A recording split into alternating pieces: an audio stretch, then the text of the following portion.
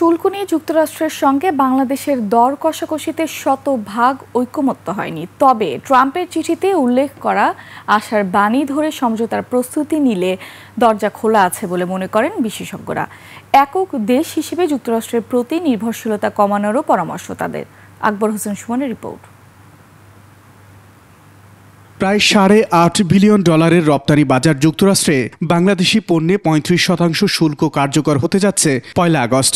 ট্রাম্পের ঘোষণার পর মাস তিনেক সময় হাতে থাকলেও শুল্ক কমানোর বিষয়ে কোনো অগ্রগতি হয়নি।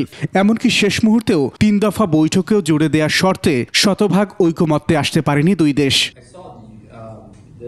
80% ঐকমত্যের বাইরে বাকি 20%-এ মূল্য সংযোজন, চীনকে কোণঠাসা করতে রপ্তানি নির্ভরতা কমানো এবং স্যাংশন বাস্তবায়নে যুক্তরাষ্ট্রের দেয়া শর্তের উল্লেখ করেন বিশেষজ্ঞরা, যা রাতারাতি পূরণ করাও সম্ভব না।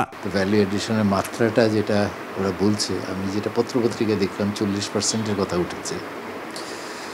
তো এইটা আমাদের ওভেন গার্মেন্টের পক্ষে সম্ভব হবে কি না, এবং এখানে আসল উদ্দেশ্যটা কি? এটা কি চায়না থেকে আমদানির নির্ভরশীলতা কমিয়ে দেওয়া? এগুলো না করলে আমাদের উৎপাদন খরচ তো বেড়ে যেতে পারে। এই জাতীয় অনেক বিষয় এখানে বিবেচনায় আসবে।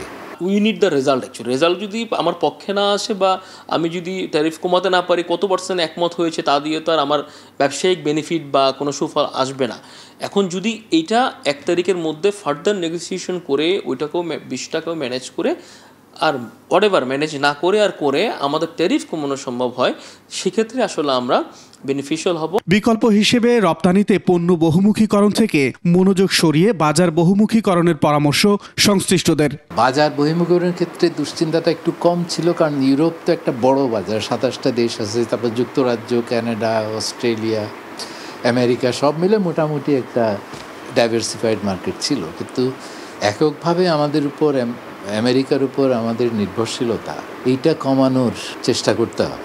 প্রায় 7.5 বিলিয়ন আমরা এক্সপোর্ট করছি, যেখানে সেটা আসলে আপনি চাইলেও তো রাতারাতি বন্ধ হয়ে যাবে না, এবং ওদেরও গুডস কিন্তু লাগবে। যেটা হয়, ট্যারিফ যদি বাড়ে কম বেশি সবারই বাড়বে। কম বেশি সবারই বাড়ার ফলে সবচেয়ে মারাত্মক ক্ষতিটা হবে হচ্ছে ভোক্তা এন্ডে যে প্রাইস বাড়বে, তার মানে সে কম কিনবে।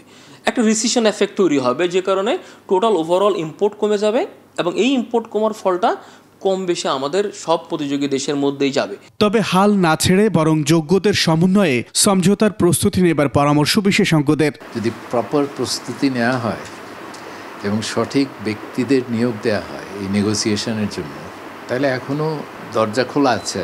আকবর হোসেন সুমন, 21 টেলিভিশন, ঢাকা।